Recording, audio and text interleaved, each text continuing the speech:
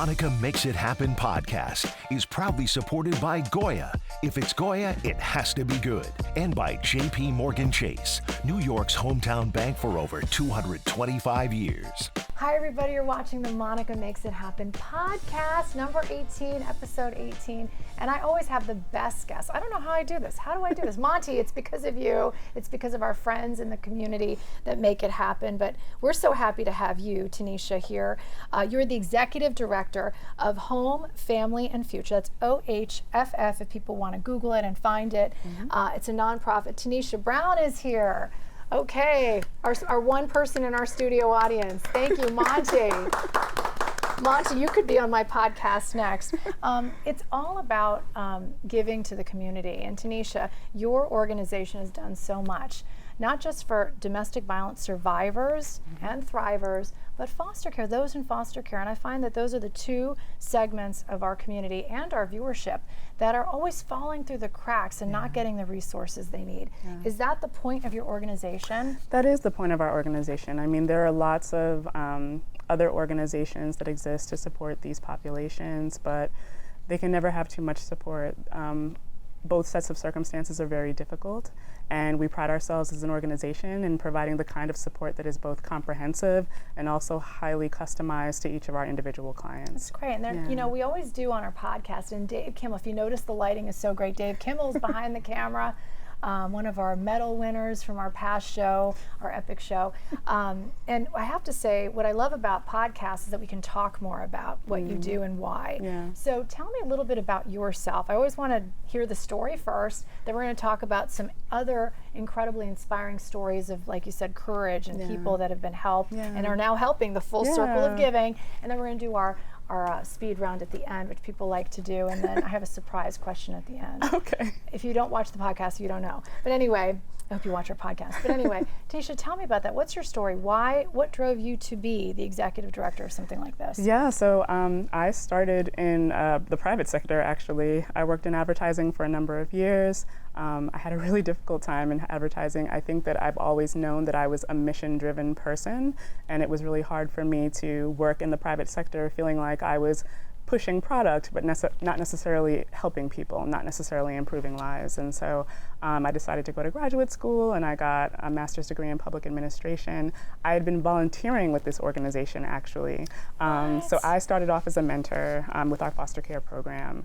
And then, That's crazy. And you know what? I love that, because sometimes, you know, people say that. They always say volunteer, but that's a great way to also find your life's mission and purpose. For sure. So you did that, so you kind of fell in love? I fell in love, and I became very enamored with the organization and the work and the programming and the efficacy of it, and I decided this is something that's really important to me.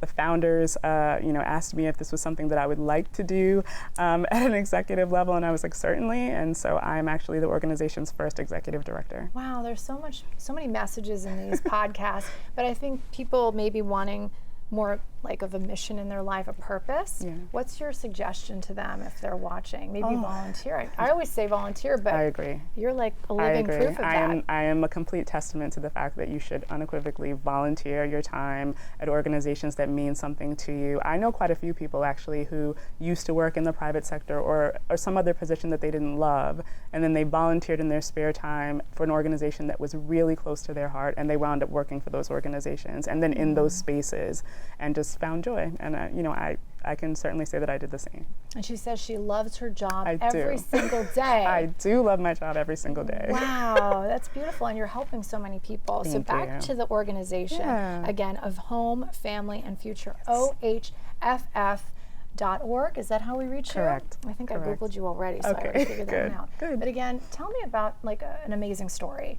There's so many, I know, but is there one that you can really think of right now that sticks out? I mean, I'm thinking there might be someone close by that's going to be on television soon. I'm gonna save that one. I'm gonna save that one. Sure. Okay. So we had a student in our foster care program who was a musical theater major. So just the most amazing singer, but not a typical musical theater major, because when you think musical theater, you think someone who's had years of like singing lessons and dancing lessons and acting lessons. But this young woman just had a real proclivity for song. She is like one of the best singers I've ever heard. And she said, if I'm not going to school for musical theater, I just don't need to be going to school at all. Wow, that's great. And but because she didn't have a traditional background, you know, there were classes that were really difficult. So she had never learned to read music. She had never learned to play piano, both things that she really needed to be able to succeed in her program. And so when people think things like college support, they think textbooks and computers and dorm supplies, and we do those things. But support for this young woman looked like a music tutor in the vicinity of her school and transportation to and from those lessons. She needed a MIDI keyboard with 88 keys that simulated the sound of a baby grand piano so that she could practice in her spare time. We did everything from stage makeup to original sheet music, like very, very customized support for this young woman, and that is essentially our approach for every person who enters our program. We understand they each need something. Who is this woman? Now, you know, my last question, which I'm ruining the surprise, is who should be on our podcast next? She sounds like a great story that we need to tell, right? She does. So fast forward, what happened? Is she? She is a graduate of our program, and she is working on continuing her acting journey. So she's taking acting courses at this point, and in an intensive, and working on becoming a working actor imminently. So. Well, we just had some producers on our show, and Monica Makes It Happen show. Fantastic. So maybe there's a connection there. We would love that. We just had Amadeus on our show. So this is incredible. Thank you. Again, you do provide some great stuff, though. You said laptops, and so all the stuff that you think of. Yeah, for sure. And then mentorship in addition. Mentorship. Yeah. That's the key, right? It really is the secret sauce to our programming, for sure. It really is. And then this isn't just a one-time hit, right? No. How long do you stay with the foster youth? Yeah. And so we provide support for up to 5 years of college as sort of a rule, but every now and then we have an exception, so somebody who might need an extra semester, an extra year to get through college, and if that's the case, we will certainly continue to work with them, particularly in cases where we know they wouldn't cross the finish line without that support. But truth be told, our alum are always in our lives, so I field calls on a regular basis about, you know, things that are happening in the workplace, or, you know, how do I buy my first mattress, whatever comes up. These are real needs, and so we're always there to support. And you're available 24/7? That's a Not available 24/7. That's going to need some time off. I do. But that's pretty great. That's a lot. We are available 7 days a week, though. We understand that things come up after 9 to 5 and after Monday through Friday. And some of those things are super important. It might be a mental health emergency. Maybe somebody needs food. You know, maybe somebody needs emergency tutoring support because they're about to fail a class that might be worth 60% of their grade. These are really important things. So we think it's really important to keep an open line of communication. And you know what? I am going to go to a commercial. After the commercial break, we're going to come back with Tanisha and talk a little bit about the stories and what people can do to help. For sure. That's coming up after the commercial break. Thank you.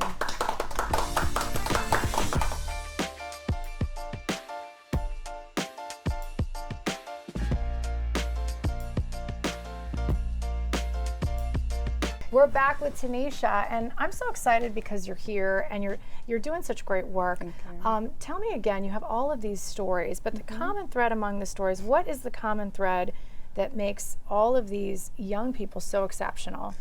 The common thread, I mean, it's the drive in them, quite frankly. I mean, there's not, some programs require you to operate a certain level to be accepted. That's not the case. We're not looking for A students or B students. We're looking for students who really want to become college graduates, and that to us is more important than anything else. That's really good, because we've learned that it's not always the grades, right? It is that grit. And so you don't turn anyone away? It's not that we don't turn anyone away, but it is that, to your point, the grit is important, and just the determination, the drive to get to where it is that they want to be. We also understand, particularly for our foster care program, that life is happening while they're in high school, right? So we can't base everything on the fact that they didn't get great grades in high school, because maybe terrible things were happening in their home during high school. Maybe they were trying to stabilize themselves during high school. Maybe they weren't equipped with enough supplies to be comfortable during high school. And as we know, if you are housing insecure, if you are food insecure, there are lots of things that could lead to you not performing as well as you might like to when you're in high school. Yeah, and the statistics are really alarming. This is when I throw the stats in that Monty gave me here. 2.2 to 6% of youth in foster care can go on to successfully complete 4-year college degrees, because that's the goal, is the 4-year. Correct. We want them to get the 4-year, and I Correct. love that. Yeah. That's what I love. I don't always like the messaging that we get about, oh, school isn't important. Yes, it is. Yes, My it mom is. was like, school is important, and that's why I'm sitting For here sure. today. Yeah. 69% of the students in this program complete their programs. That's correct. What is that? So Yeah. what is that? What's the secret sauce, right? It's a combination of the customizable support, right? So we know that there are certain things that every student will need, right? Everybody needs textbooks, everybody needs a computer, but there are certain things that are specifically important to other students, right? So we've had students who maybe had family members who lived in other areas of the country. Maybe what's important to their mental health while they're in school is calling cards so that they're able to stay in touch with those family members. That Or mental support. for right? sure, it could be that. It could be that they're in these very specific programs. You know, if you get a computer, but you're an artist, an art student, you may also need a Wacom tablet. You may also need, you know, a gazillion art supplies, which are super expensive, by the way. I love that you know all this stuff. Oh, Like, you're an yeah. expert, a college expert. For sure. Like you're talking a language I don't really know at my age. But anyway, that makes sense though. There's all these specialized tools that you For need to sure. succeed. Yeah. And if you don't have them or have the means to do that, Yeah. so that's when you step in. That's one piece of it. The mentorship is also extraordinarily important. We've talked about this, we all need a mentor. Everybody needs So somebody. How do you become a mentor? Like, let's say if someone's watching and they Sure. want, just like you, Sure. wanted to become a Sure, mentor. yeah, for sure. Like, what does it take? You can send an email to info@ofhome.org. And we will take you through the application process of becoming a mentor. Is it hard? Is it a difficult one? It's or- not hard. We do ask Okay. that all of our mentors have bachelor's degrees because ultimately we want that experience of your Well, that's college smart. time in Yeah, college 'cause to if you got to see it to be it. For And sure. sometimes you can't give away what you don't already For have, sure. right? Absolutely. That makes sense. Okay. Absolutely. So that's a piece of it. There is a training component to it, but also we do a rigorous background check on all of our Okay. mentors as well. Yeah. So it's super important to us to be able to say to all of our students that this person who we're asking you to get to know and build a relationship with is somebody who is safe for you to get to know and build a relationship with. What's the biggest obstacle for youth right now in foster care? What's the biggest obstacle? Is it asking for help or knowing where to get the help, or is it connecting, or is it the funding? Like, I know probably all of the above, right? All of the above, definitely. Yeah. I mean, I think that we find that a lot of our students are very self-reliant. They might be the only person in their lives that they've relied on for a very long time.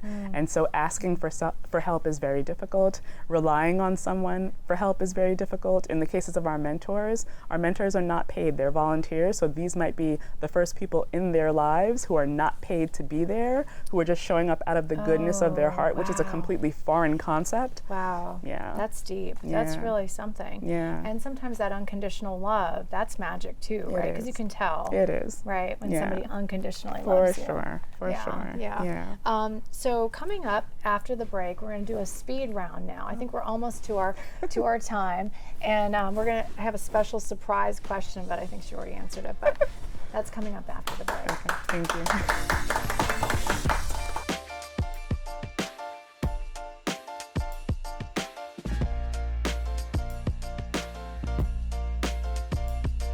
All right, we're back. I'm so excited to have Tanisha here, and she's doing such great work with two populations, two groups of people that we get a lot of emails needing help. Domestic violence survivors and foster children and youth. And youth is, what age group is that? Sure. For us, it tends to be 17, 18 to about 24. Okay, that's what I was going to say. It Yeah. goes into the 20s. Yeah. And so what I love about your organization is you kind of stay with them Yes. through those, because I know in those early 20s, that's when you're really figuring things out and Yes. trying to get into the workforce, finish college, do everything you're supposed to do. Absolutely. And You're lot adulting. I'm adult. Oh, that's a good one, adulting. Yeah. So what is the motto that your organization what's the motto? Yeah, I think the motto is just as long as our clients, whether it's on the domestic violence side or the foster care side, as long as they want to achieve, we are there to support, essentially. We want them to want it. We want it as much as they want it. And as long as they continue to want it, regardless of the obstacles that they might encounter, we're still there to support them and help them get it. Is there a trick to making them want it. I always want to, because you have young people in your life and you're just like, oh, if they just, sometimes they have to make their own mistakes, but is there a trick? Is it just, what I find? I find that sometimes the love, if you love them, you just keep loving on them, sometimes things do turn around. For sure. I think absolutely fostering in somebody that belief in themselves and just being a constant reminder that they can still do it, regardless of the obstacles that they encounter, they can still do it. They're still capable of it. I think that goes a long way. Yeah, and then just saying, and even at this age of 29, I still need someone to say, I believe in you. I believe in you. And I believe in you, you know Monica. What I mean? I think I needed that. This podcast is making me feel better. But no, right? It's like just saying, I believe in you. I think you can do this. I know you can do this. Absolutely. Then it's almost like you're setting them up for success. For sure. Through your words and your actions. Absolutely. But, what is the biggest achievement of your organization and of you personally? Like, what would you say? I mean, you're transforming people's lives. Yeah. So that must be it. But is there something that really sticks out that that's what I'm getting my wings tomorrow? Oh, I don't know that I'm getting my wings tomorrow, but you are. I think you're getting your wings. Thank you. No, I think we're super proud of our statistics. I mean, I think that we have virtually a 70% success rate in both programs. So just the fact that 70% of the clients that enter our programs end up either becoming four-year college graduates who are gainfully employed, or that they've been able to, successfully remove themselves from a domestic violence situation and then, find career path employment. That's huge for us. What's the dream? Like, let's say, your organization needs resources and support, but you're helping dozens of youth and domestic violence survivors. So what's the wish, or what's the dream? I think the dream is that each of those very special people have all of the exact right financial supports and other resources that they need to emerge from whatever situations they're in. That's the dream. And that's easy to do if everyone watching would give, right? For sure. And can you tell them how to do that? Like, how could if someone's watching, what do they do? Sure. So you can visit ofhome.org. And you can click on the donate button and you can make a donation to our organization. We're also hosting a fundraiser tomorrow evening. There are details about that on our website. So we welcome participants in that event, and we also welcome people to make donations to sponsor that event. You can also give your time. So if you're interested in becoming a mentor, like we said earlier, info@ofhome.org, you would email us and let us know that you're interested in becoming a mentor. You can also, if you are somebody who works for an organization that is in a position to offer an internship. So we need internships for both sides of the house. If your organization is poised to take an intern, we always love to speak to people about those opportunities. That's really cool. So ofhome.org, and there are all sorts of ways to give. Of course, funding is number one, and then possibly number two, if you're a mentor, you want to be a mentor, easy process. Good background check. Make sure to do that as well. I always end with this. Who should be on our next podcast? Who do you think would be a great guest for our next podcast? And then I do take these very seriously. You'll notice on some of my prior ones that they actually have made it to the podcast. Who do you think would be a good podcast Who would be guest? A good podcast I kind of want to meet that musician that you were talking about. Possibly her. Because my dream is to have a segment with you regularly. Fantastic. Manifestation. I would say any one of our clients would be a great next guest. Yeah, for sure. I think so, you're right. For sure, yeah. And then the internships. I love that. So if, that's a very important part. If a corporation's watching, we have some corporations watching. Okay, fantastic. Regularly.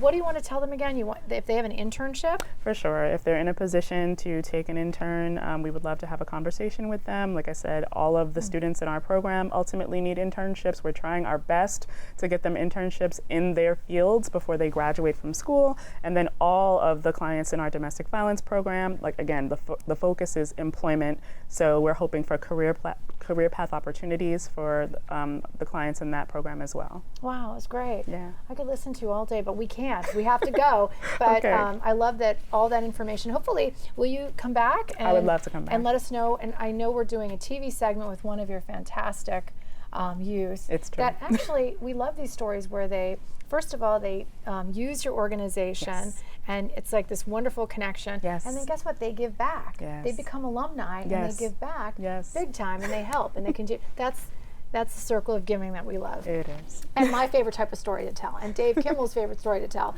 Thanks again for watching. She's making it happen. You're making it happen. Thank you. That was great. Thank you.